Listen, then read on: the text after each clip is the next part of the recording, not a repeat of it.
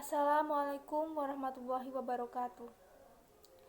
Alhamdulillahirrabbilalamin. Assalatu wassalamu ala asrofil anbiya'i wal mursalin wa ala alihi wa sahbihi ajma'in amma ba'du. Puja dan puji syukur selalu kita curahkan, selalu kita panjatkan kepada Allah Subhanahu wa taala, karena nikmatnya lah sampai saat ini, sampai detik ini kita semua dapat menikmati udara segar, dapat menikmati kehidupan ini. Tak lupa pula sholawat serta salam kita panjatkan, kita curahkan kepada Nabi besar kita, Nabi besar Muhammad SAW, karena beliaulah kita seluruh umat Islam dapat berjalan dari jalan kegelapan menuju jalan yang terang benderang.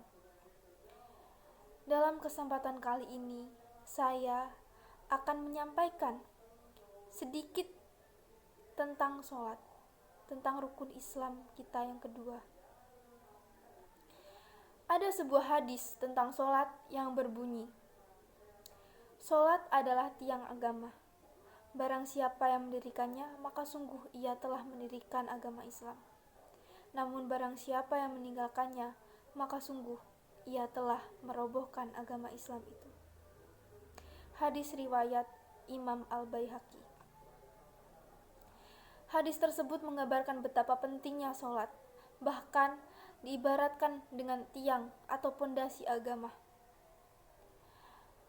Bayangkan saja bila rumah tanpa pondasi, bila suatu rumah itu tidak ada tiangnya, tidak ada pondasinya, apakah rumah itu dapat berdiri tegak? Tentu saja jawabannya tidak. Rumah itu akan mudah hancur, rumah itu akan mudah roboh.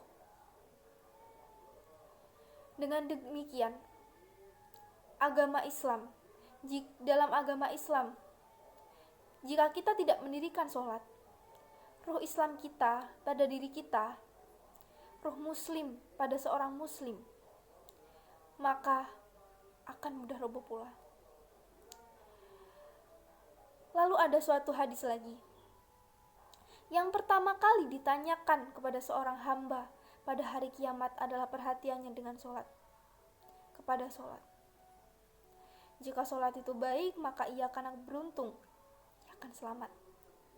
Namun, jika sholatnya berantakan, jika sholatnya rusak, maka dia akan gagal dan merugi. Hadis riwayat Imam Tabrani. Maka artinya, sholat itu merupakan ibadah wajib yang tidak bisa kita tinggalkan. Sebab seperti yang kita ketahui, seperti yang kita bahas tadi, bahwa sholat adalah tiang agama yang merupakan amalan yang akan Allah hisab pertama kali di akhirat kelak. Sholat itu harus kita tegakkan. Ini adalah syiar agama Islam yang besar. Ini yang bisa membedakan kita bahwa kita itu seorang muslim atau seorang kafir. Hanya dengan sholat kita dapat membedakan kita itu orang kafir atau orang muslim, dengan keimanan kita, dengan kita menjaga sholat.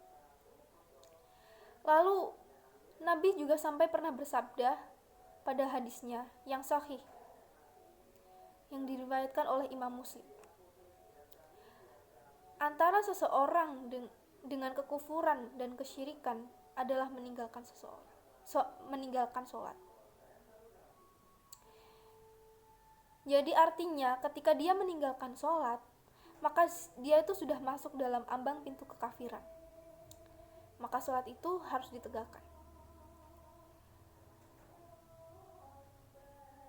Bahkan para ulama yang diantara adalah Syekh bin Baz,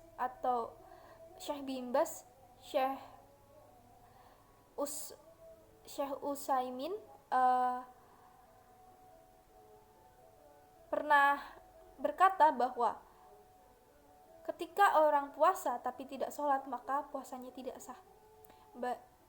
Baik itu orangnya tuh melakukan sahur tapi dia tidak sholat subuh, tidak sholat zuhur, tidak sholat asar, tidak sholat maghrib, sholat isya, bahkan sholat tarawih pun tidak pernah, maka puasa itu dianggap tidak sah. Ketika orang itu tidak sholat, ancamannya itu berat.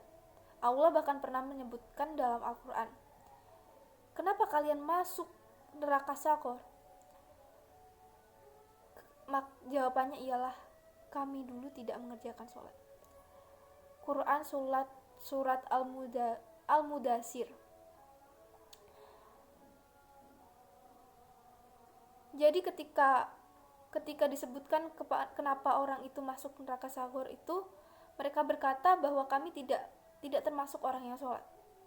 Jadi masalah sholat ini adalah masalah yang besar loh. Kita tidak boleh sembarangan. Nabi juga pernah berkata atau menyuruh kita untuk menyuruh anak-anak kita untuk sholat ketika umurnya 7 tahun. Nabi menyuruh anak kita untuk sholat ketika umur 7 tahun. Kalau 10 tahun belum sholat, Nabi menyuruh kita untuk memukul anak kita.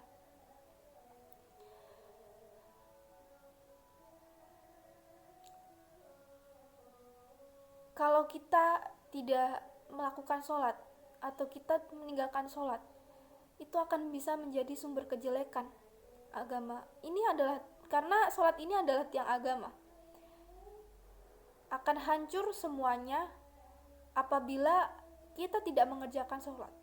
Akan rusak semuanya kalau kita tidak mengerjakan sholat.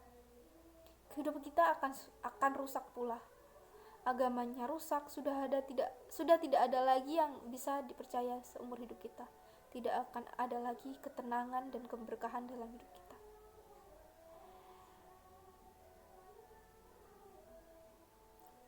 Kalau kita meninggalkan sholat, hukumannya berat. Kenapa? Karena ketika kita meninggalkan sholat, kita sudah berada di ambang pintu kekafiran. Jadi untuk kita semua, marilah kita tegakkan sholat, karena dengan kita menegakkan sholat, sama saja kita menegakkan agama Islam. Cukup sekian dari saya. Apabila ada kesalahan, saya mohon maaf. Wassalamualaikum warahmatullahi wabarakatuh.